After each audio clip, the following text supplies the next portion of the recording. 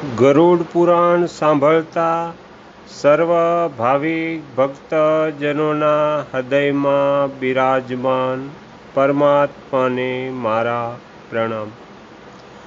ગરુડ પુરાણના અત્યાર સુધીમાં આપણે 30 ભાગ સાંભળ્યા છે. આજે આપણે 31મો ભાગ સાંભળીશું. 31મા ભાગમાં આપણે સાંભળીશું નીતિસાર. હરિ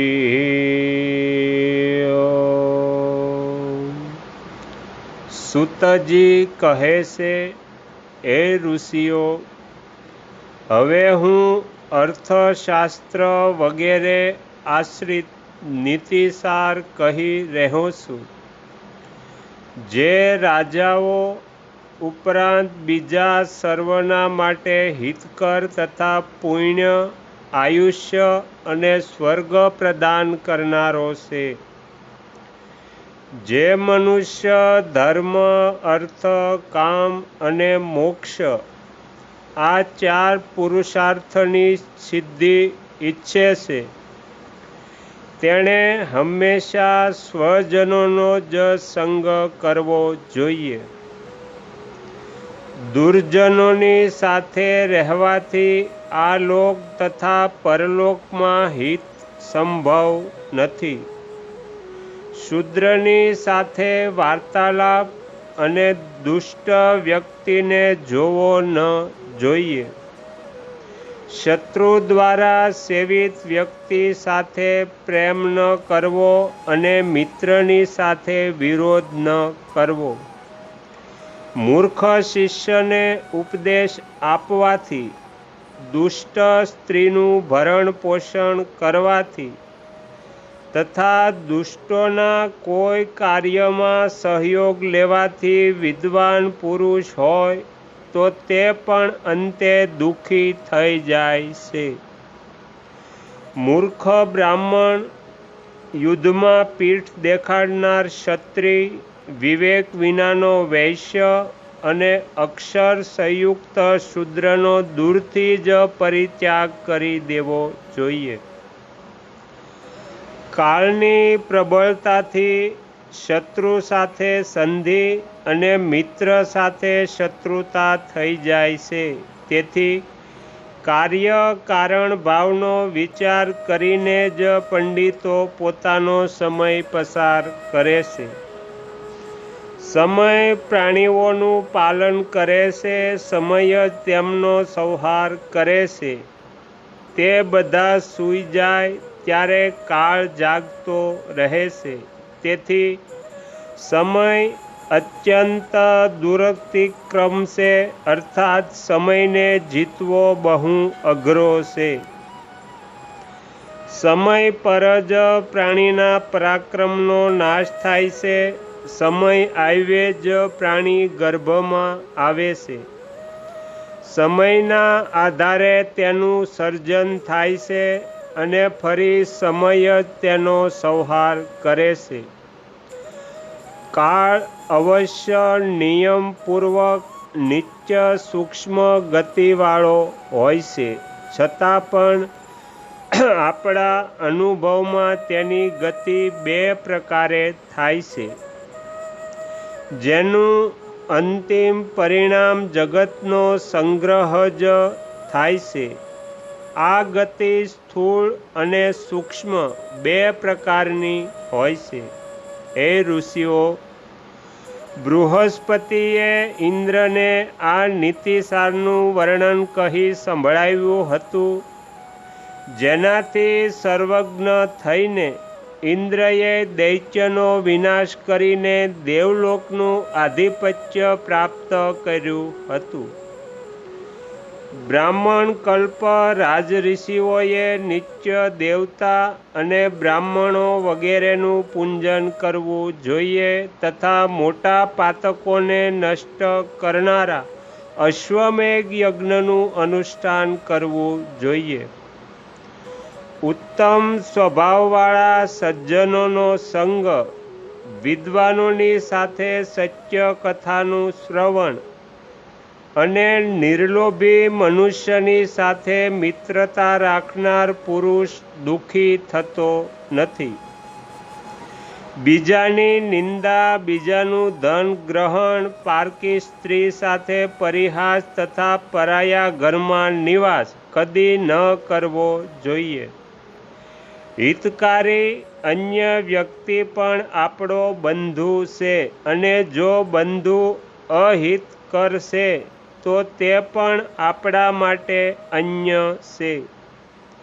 શરીરમાંથી ઉત્પન્ન થયેલ વ્યાધિ અહિતકર હોય છે, પરંતુ વનમાં ઉત્પન્ન થયેલ ઔષધિ તે વ્યાધિને નષ્ટ કરીને મનુષ્યનું હિત કરે છે. જે મનુષ્ય સદૈવ હિતમાં તત્પર રહે છે તે જ બંધુ છે. જે વ્યક્તિમાં વિશ્વાસ રહે છે તે જ મિત્ર છે, અને જ્યાં મનુષ્યનો જીવન નિર્વાહ થાય છે તે જ તેનો દેશ છે. જે આજ્ઞા પાલક છે તે સાચો સેવક છે. જે બીજ ઉગે છે તે બીજ છે. જે પતિ સાથે પ્રિય બોલે છે તે જ વાસ્તવિક પત્ની છે. પિતાના જીવન પર્યંત પિતાના ભરણ પોષણમાં જે પુત્ર રસ્યોપસ્યો રહે છે તે જ વાસ્તવમાં પુત્ર છે. જે ગુણવાન છે તેનું જ જીવન વાસ્તવમાં સાર્થક છે. જે ધર્મમાં પ્રવૃત્ત છે તે જ જીવતો છે. જે ગુણ ધર્મથી રહિત છે તેનું જીવન નિષ્ફળ છે. જે પત્ની ગૃહ કાર્યમાં દક્ષ છે, જે પ્રિય બોલનારી છે, જેના માટે પતિ જ પ્રાણ છે, અને જે પતિ પરાયણ છે, વાસ્તવમાં તે જ ભાર્યા છે.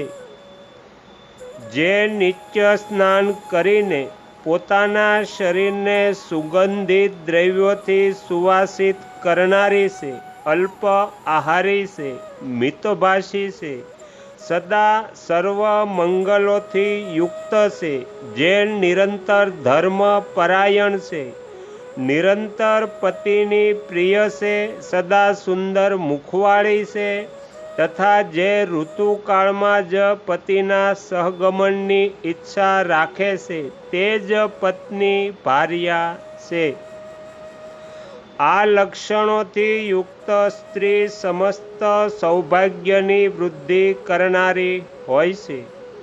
જે મનુષ્યની આવી પત્ની છે તે મનુષ્ય નહીં, દેવરાજ ઇન્દ્ર છે. જે મનુષ્યની પત્ની વિરૂપ નેત્રવાળી, પાપીણી, કલેશપ્રિય અને વિવાદમાં વધારે બોલનારી છે તે પતિના માટે વાસ્તવમાં વૃદ્ધ અવસ્થા જ છે. વાસ્તવિક વૃદ્ધ અવસ્થા નથી.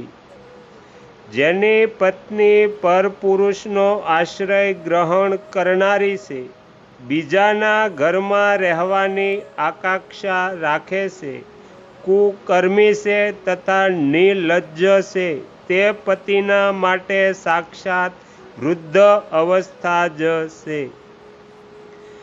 જે પુરુષની પત્ની ગુણોનું મહત્વ સમજનારી, પતિનું અનુગમન કરનારી અને અલ્પથી પણ અલ્પ વસ્તુથી સંતુષ્ટ થનારી છે તે પતિ માટે સાચી પ્રિયતમા છે, સામાન્ય પ્રિયા નહીં.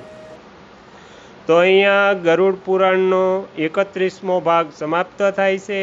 હવે પછીના વિડીયોમાં આપણે 32મો ભાગ સાંભળીશું.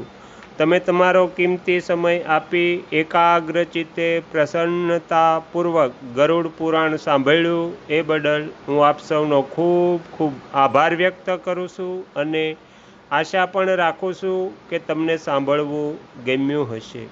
જો ગમ્યું હોય તો બીજા 5 લોકોને પણ સંભળાવજો.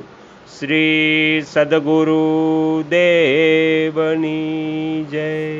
આગળના વિડીયો જોવા માટે આ ચેનલને સબસ્ક્રાઈબ કરો અને જો આ વિડીયો પસંદ આવ્યો હોય તો લાઈક કરો.